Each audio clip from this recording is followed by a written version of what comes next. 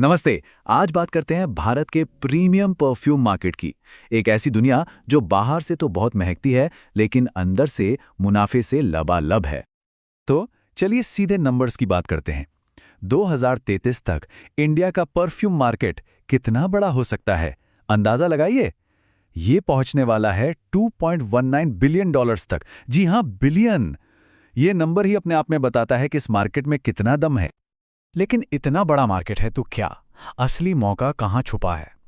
आज हम इसी की तह तक जाएंगे और ये देखेंगे कि कैसे एक खास कीमत, एक मैजिक प्राइस पॉइंट इस पूरी इंडस्ट्री को आगे बढ़ा रहा है।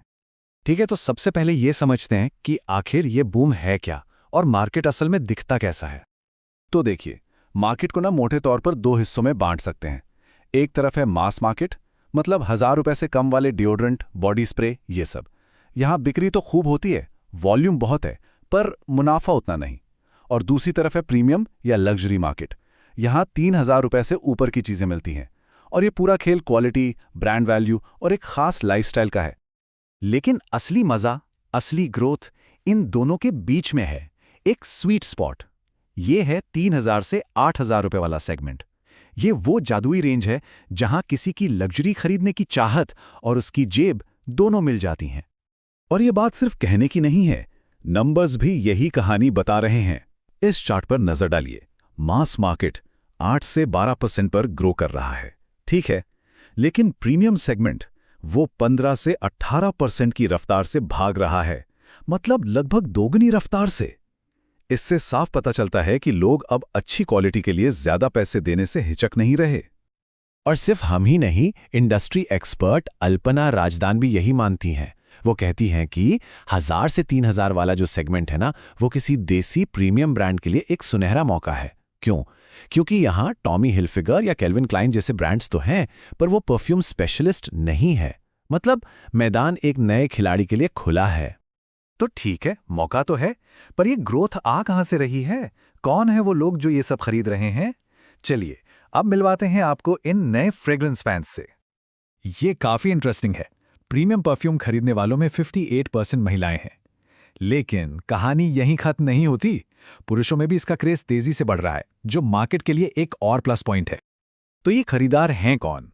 इन्हें 4 ग्रुप्स में देख सकते हैं।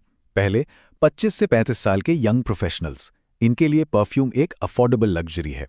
दूसरे हैं शादी वाले कंज्यूमर्स, यहां तो बस खर्चा होता है, कीमत की परवाह कौन करता है। तीसरे हैं वो लोग जो एक स्टेटस चाहते हैं, एक असली कहानी चाहते हैं ब्रांड के पीछे। और चौथे गिफ्ट देने वाले, जो 3 से 5000 की रेंज में एक बढ़िया वैल्यू फॉर मनी गिफ्ट खोजते हैं।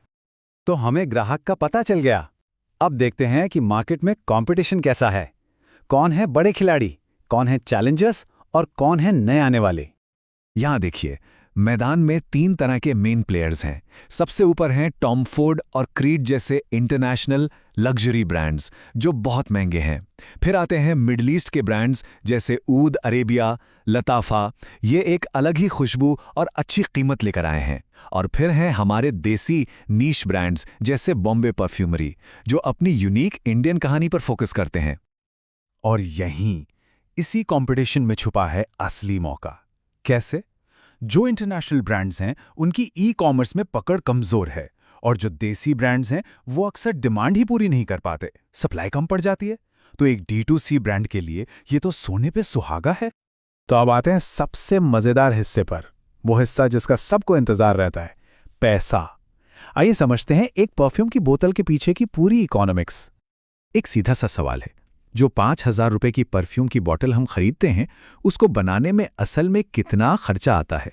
यकीन मानिए, जवाब सुनकर आप हैरान रह जाएंगे।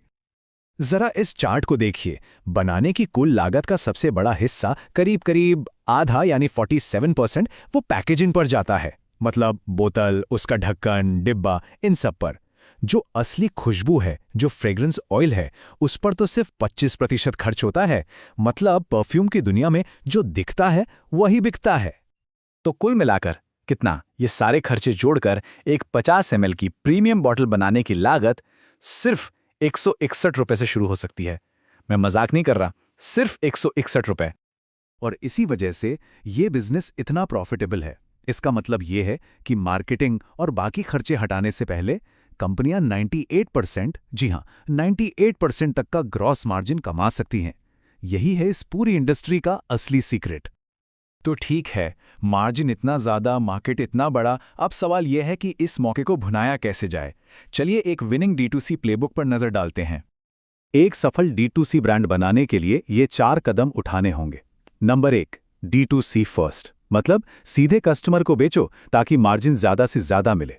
नंबर 2, एक सच्ची कहानी बनाओ। लोग अब जानना चाहते हैं कि वो क्या इस्तेमाल कर रहे हैं। नंबर 3, टियर 2 शहरों पर फोकस करो, वहां ग्रोथ सबसे तेज है और कंपटीशन कम। और आखिर में नंबर 4, इन्फ्लुएंसर मार्केटिंग का इस्तेमाल करो।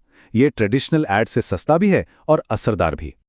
तो सब कुछ मिलाकर देखें तो एक बात साफ है, इंडिया का प्रीमियम परफ्यूम मार्केट मौकों से भरा पड़ा है। मार्जिन आसमान छू रहे हैं और मार्केट भूखा है। तो अब सवाल सिर्फ एक है, भारत की अगली बड़ी फ्रेग्रेंस स्टोरी कौन लिखने वाला है?